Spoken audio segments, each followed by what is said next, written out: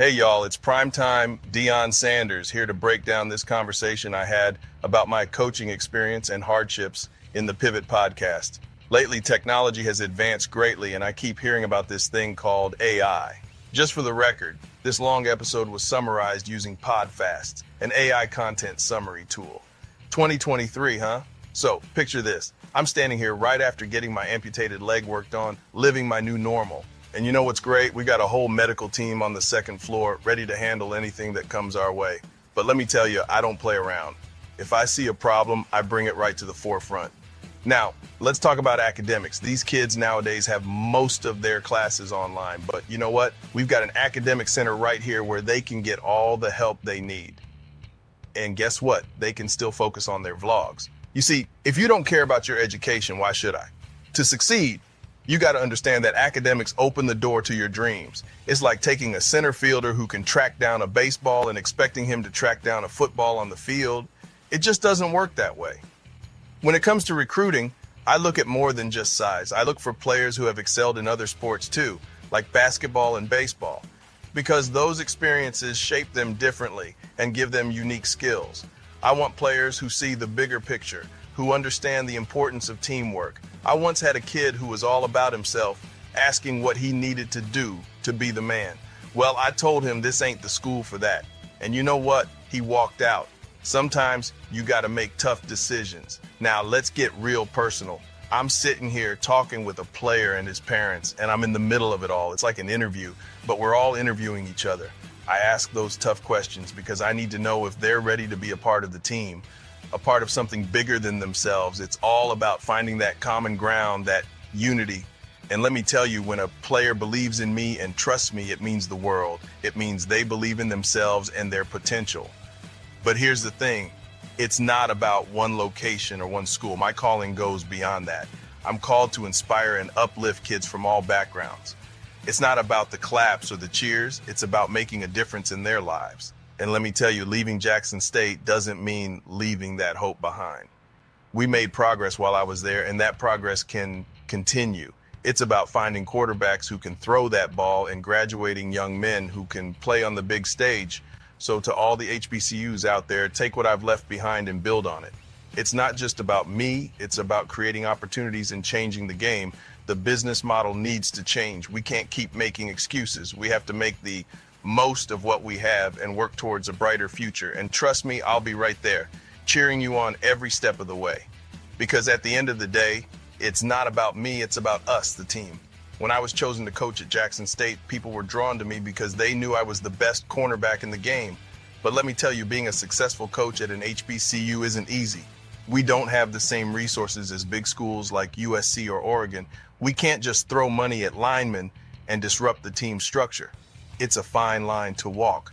My goal has always been to not just promise players an opportunity on the field, but also to help them succeed in life. I want them to graduate, become responsible fathers, and real men.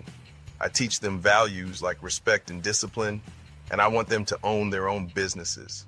Football is just a part of the equation. I don't just dream at night, I dream when I'm wide awake. I visualize success and work hard to make it happen. I surround myself with a great staff and recruit players with the right mindset. My mission is to change the culture and elevate the program now at Colorado. When it comes to coaching, I firmly believe in building relationships and respect. I bring in coaches who share my philosophy and with whom I have a strong connection. I value communication skills and understand that today's players are different and need to be approached differently. I didn't waste any time in making changes when I took over the team.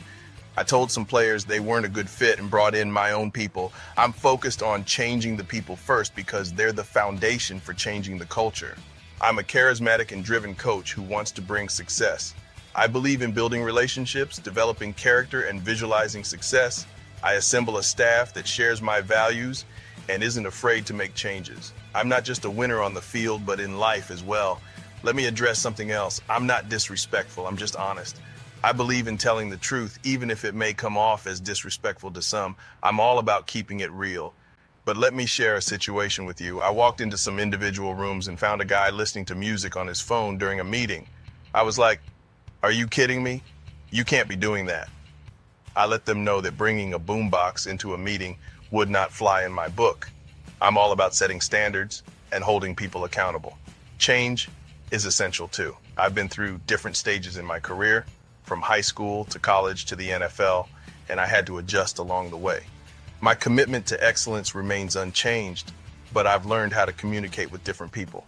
I understand that everyone is different, and I tailor my approach to meet them where they are. I even give an analogy about how I know how different players operate on the field. I know who's a straight line, who's a thinker, and who's a strategist. By understanding their strengths and weaknesses, I know how to coach and lead them effectively. When asked about the support I've received at my new coaching job, I get emotional. I talk about how I never had anyone come to see me play in high school, and I had to build myself up. But now, seeing the support from the community and the fans, it means everything to me. I know that my players and coaches also need that support, and I appreciate it. Family is incredibly important to me. I grew up watching shows like Sanford and Son and The Jeffersons, which taught me the value of family unity. I bring my kids around, have my daughter come to my office every day, and I love having them around.